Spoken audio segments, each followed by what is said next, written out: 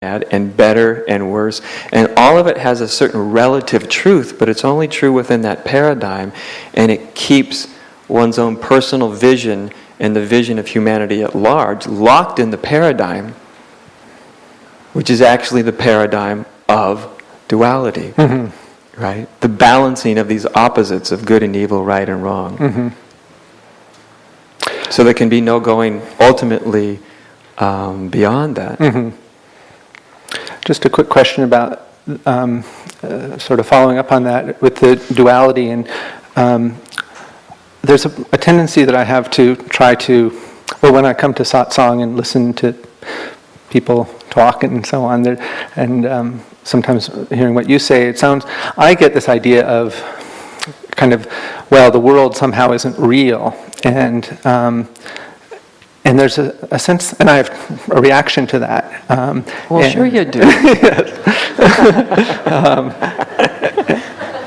And so I guess what I wonder about is, well, there's part of me that thinks, well, it's not real either, you know. I don't know if that's true, but there's something that I want to have where I can embrace and accept the world, the phenomenal world, and a world in which people act for justice, for instance, and a world in which they're separate individual beings.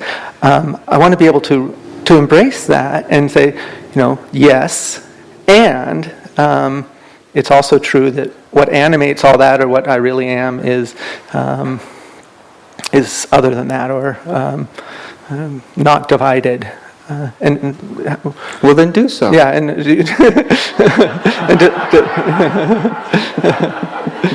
yeah. Is it? Maybe that's enough. I mean, do you think that there's a reason to admonish an embracing and acceptance of the world, of the phenomenal world? Embracing the world? Yeah. Hell no. Yeah. I mean, it's just that very few people are actually doing it. Right. You see, because we can't really embrace the world until we're, as strange as it sounds, until we're beyond the world. Because then we're forever afraid of the world. Everything we do is then out of fear, even if it's the good. We're doing the good because we're afraid of the not good, or the consequences of the not good. So the world doesn't have to go away exactly. Where's the world going to go? I don't know, but I mean, it's not my theory.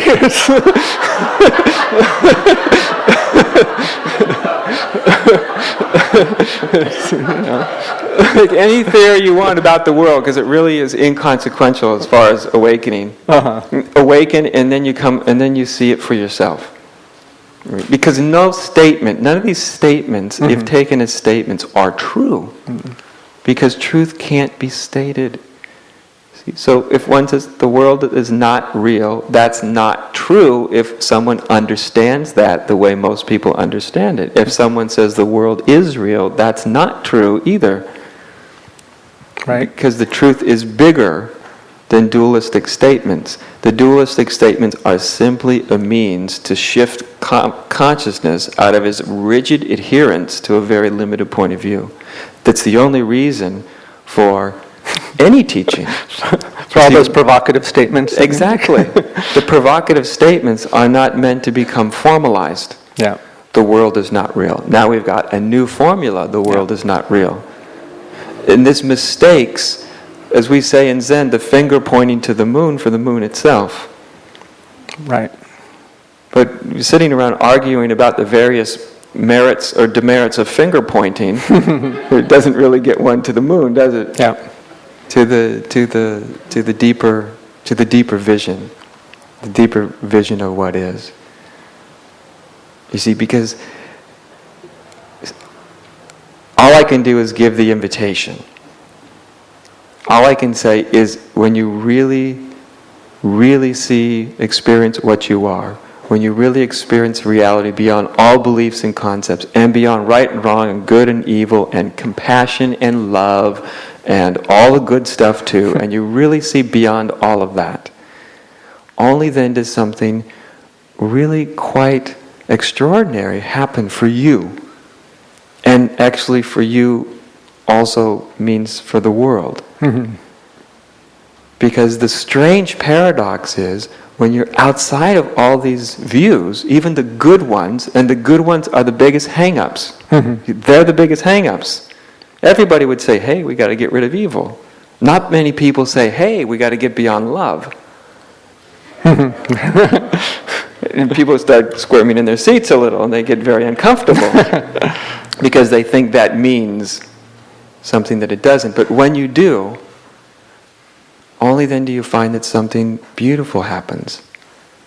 That from that place of no personal motivations, even the personal motivations for how to be kind and improve humanity, from that place which is beyond that, one would think, one would conclude that you just wouldn't do anything, right?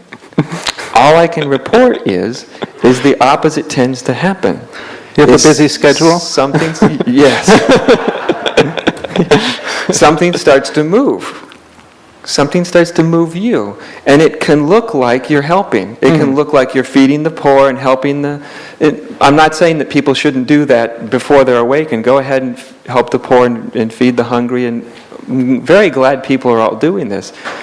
But when we really see beyond the truth, we tend to be doing it just sort of happens that life uses you in a way. You just don't tend to sit there in your hazy cloud of enlightenment going, how groovy am I? You tend to do that for a while. Actually. You have a little cave time. But then without any intention to do so, I mean, it is classic that life kind of all of a sudden will spit you out into the world. And it will throw you out there, and it will get you to do things you never imagined you would do. And the funny thing is, you can't imagine why you're even doing it.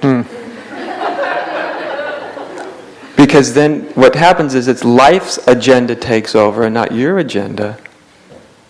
And life's agenda can look very much like helping or feeding or whatever.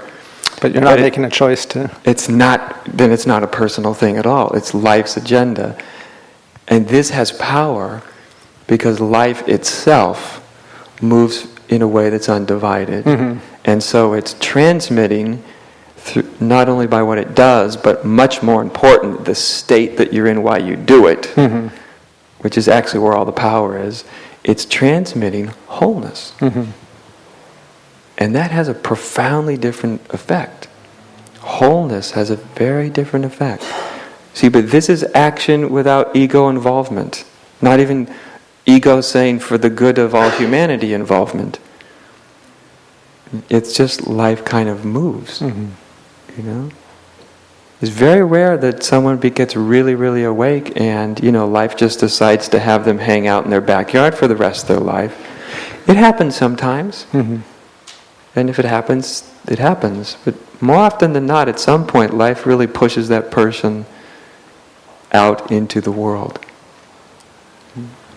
See what I mean? Yeah, thank you. That's why it's mysterious, you see, because I can't even say I understand it because I don't think one can understand it. One can only live it and notice that it's happening, any more than we can understand the immensity of life. We've been trying to understand it for thousands of years, and we understand lots of bits and pieces and this and that. But the immensity of how it functions so amazingly together, it's a pretty immense thing. And it's that which moves us, you see, when we get out of our own way. Thank you. Good. Enjoy it. Enjoy it.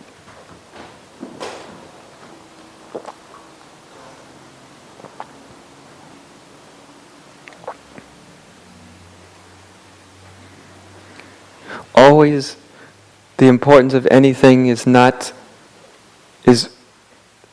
state that's doing it. That's what's important, the state that's doing it. That's what it's all about. You can have 10 people saying exactly the same